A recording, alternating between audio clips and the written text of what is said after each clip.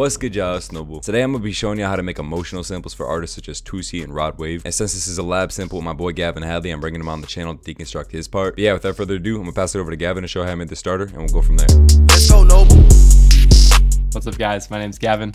I am responsible for the guitar portion of this loop, and I'm gonna break it down for you guys. If you're interested in following any of my socials, my Instagram is @GavinHadley_. My YouTube channel is just Gavin Hadley. And yeah, those are the two main ones that I use. Thank you, Noble, for having me on, breaking down my part of the loop. Let's get into it. The first thing was this guitar chord progression that I came up with. It's double tracked, which means I recorded the same exact take twice. I just have one of the takes panned to the left and one to the right. It's panned 31% left and right in this case. So this is the progression.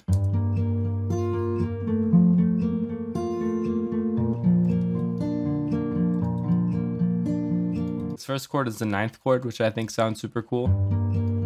And then all I'm doing for the second chord here is moving my bass notes. All the other strings that I'm playing are pretty much the same. And then here we just have a G major chord, I believe. I could have had a capo on. I'm not exactly entirely sure when I made this loop. So first I have this fruity delay 3.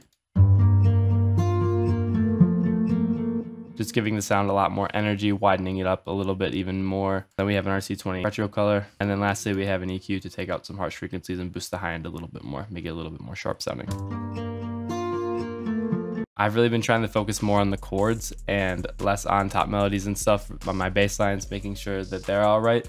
And then like some intervals and stuff here and there. But in my loops, a lot, looking back on them now, I would top line a lot. And nothing wrong with a good top line, don't get me wrong, but I tried to focus more on these elements now. Build them up and make them sound unique, utilizing effects and just rhythms and bass notes, stuff like that. A lot of times people will overcomplicate things. I'm trying to stop doing that as much myself. So this is actually the same exact thing, but I wanted to add a little bit more distortion or a textured guitar underneath. It's just those two guitars that I showed off with this on it. We have a little bit of a high end boost right here because once we put on this amp, it's gonna take away some of our high ends. This is what this amp sounds like. And then I have this. And then I have a pan man, giving it a little bit more space and movement in both ears. And then an ozonate elements to widen it. After that, I have this vocal. First of all, I put pan man on it. Second, I have a reverb here. An EQ. Ozonate elements to widen it. Another EQ, cutting out some frequencies right here. An archetype Corey Wong to give it a little bit of distortion. This is a guitar amp. And then a little alter boy to give it a little pitched up 4-minute shifting sort of sound. And I don't know if this was actually used in the final sample. A lot of the times when other producers are working with samples, they don't end up using all the elements of the starter, which is totally okay. It's totally cool. I like just making sure that producers have the options to do whatever they want to do with them. Don't shy away from experimenting around. Starter is just there to help you come up with ideas and give you something to build off of. You don't need to use it all by any means. Here underneath, I have the vocal pitched up an octave with all those same effects on it. Those are just layered together. These are just intervals. But what I do to fill them out, I pan one about halfway to the left and then I pan the other one to the right. This just gives a cool sort of dynamic. The song that does this, by the way, is Used To by Juice WRLD. And my friend Miles and I have been molding that idea and sort of adjusting it slightly to fit with our own styles. So first I have this EQ, taking out some high end and some low end. Then I have a pan man, and I have some reverb, and this archetype Corey Wong. Give it some distortion. That goes on in the background the whole time. And then for the second part, I have another interval with that same effect chain. Again, just tucked in the background, a little bit lower compared to the first two.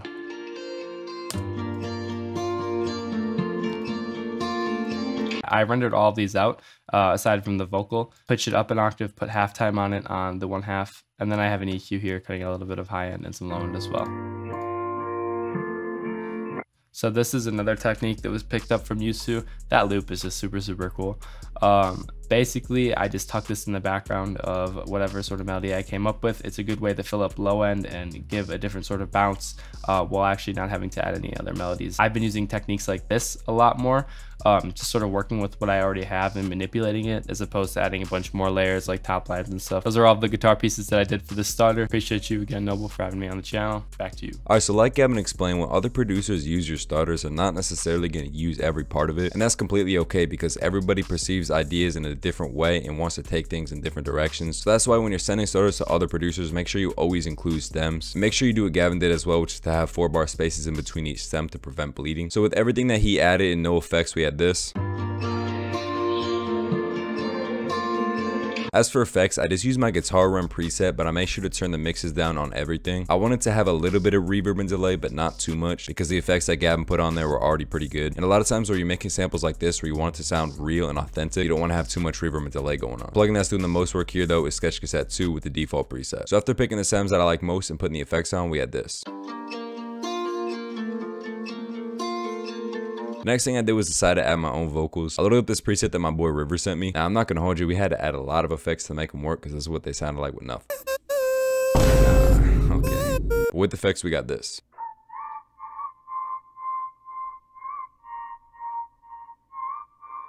Then I also added a different section. Just trying to hit higher notes here. So when you're adding vocals to your loops, the most important thing to do is to take out the highs and the lows, or at least the highs or at least the lows or some frequency. Because if you keep everything, it's not going to sound right and there's not going to be room for the artist. Another thing is to have a lot of reverb and delay. Unlike a real instrument like guitar, you can really load vocals up with effects. I really drown this one in reverb using Valhalla Vintage here and also Tau reverb. And then I would also definitely use any kind of panning automation on vocals. It'll help us sound more full. So the next time we got here is this lead.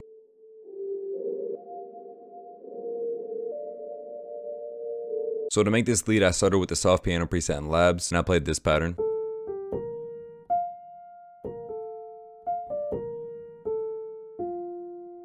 From here, I just absolutely drowned the shit in effects, and I added this sidechain preset in Gross Beat. I won't explain everything that's going on here because it's pretty much just a lot of reverb. But yeah, with effects, we got this. Render that out and add some halftime, and you get this.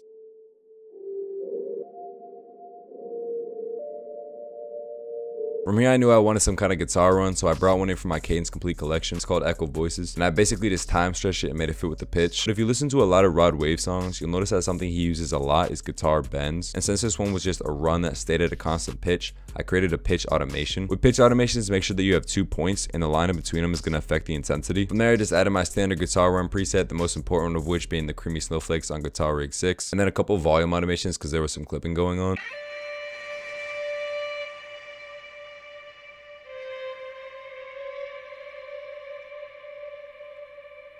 Crazy. So at this point, everything was starting to come together.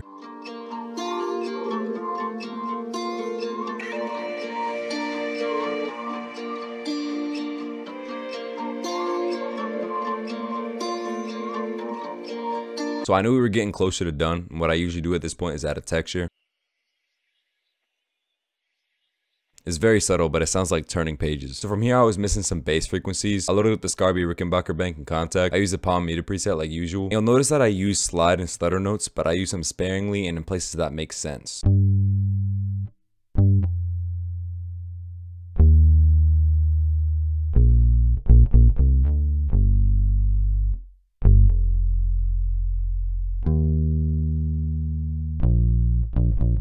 And I've said it before, but I'll say it again. The sauce with this bank is to turn the velocities down a lot. That way it doesn't sound so plastic. For effects, we just got Sketch Cassette, and I'm boosting the highs and the lows a little bit. Next thing we got here is a Neuer Felt bank in Contact. Before I even played anything, I just added a bunch of effects to give it some reverb and some high end. You can see I'm boosting it a lot here. And I just have octaves following the bass notes with altering velocities.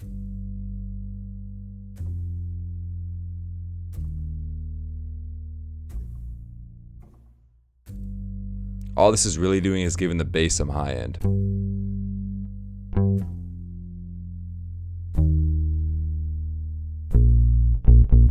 From there I went back to the same bank, but I chose a basic felt preset. I played this MIDI which sounded like shit, but then I added effects which made it sound good, so just trust the process. So here I'm bringing back that same preset from earlier. If you don't know by now, the easiest way to copy mixer presets is to right click. Then you're going to go to File, and you're going to go to Save Mixer Track State As. And from there just hold and drag onto whichever mixer track you want. But yeah, with effects we got this.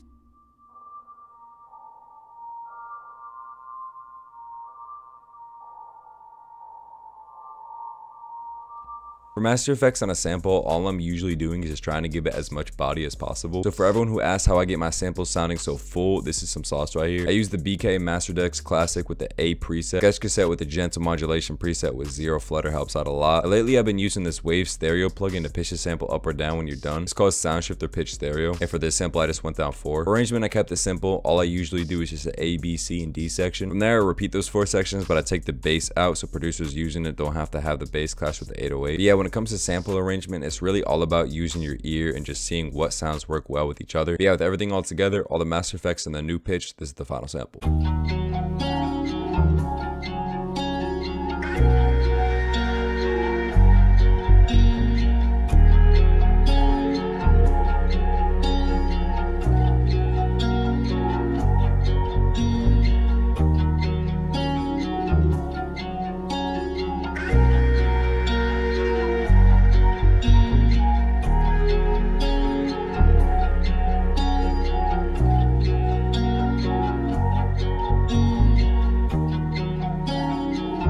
Crazy. That's gonna be about it for the video, y'all. Hope you enjoyed. If you did, make sure to subscribe and also like the video because it does help out the channel a lot. Make sure you go tap in with Gavin on his socials, which I'll have linked in the description. But yeah, man, I got a lot in the works that I can't really speak on, but just know that there's a lot of content coming. One shots, samples, collabs, videos, all that. In addition to that, we got a couple placements on the way. But yeah, man, I appreciate every single one of you. Let's try to get to 2K soon. Go follow my Instagram at prod.noble. Yeah, I'm gonna go ahead and play a beat. I'm gonna hit the sample now, so I'm out of here. Let's go, Noble.